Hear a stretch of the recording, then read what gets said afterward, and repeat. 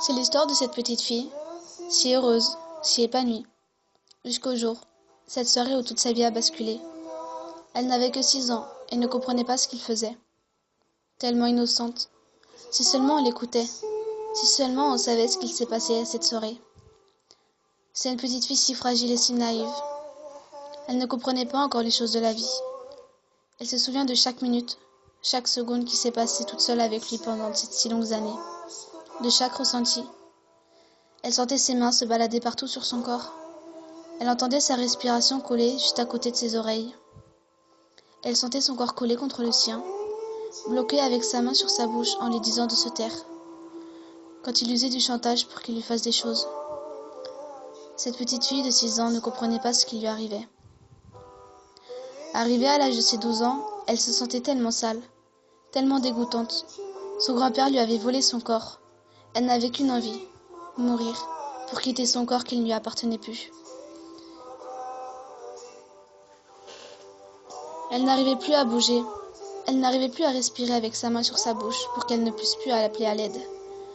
Elle avait tellement peur. Elle sentait son cœur s'accélérer de plus en plus vite. Elle essayait de le repousser, de se défendre, mais son corps était paralysé par la peur.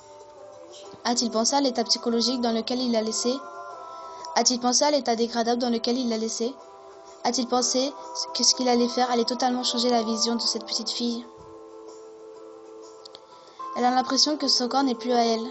Chaque jour qui passe, elle a peur que ça recommence avec quelqu'un d'autre. Elle n'a plus confiance aux hommes.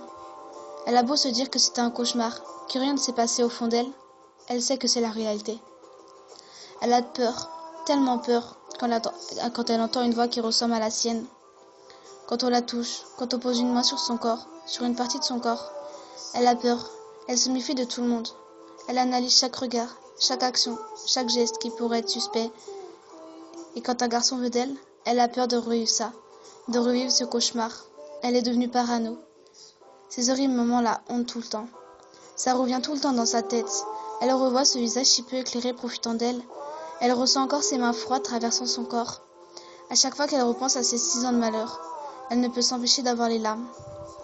Cette petite fille, si heureuse et si naïve, est partie dans un monde meilleur. Un monde où elle serait en paix. Juste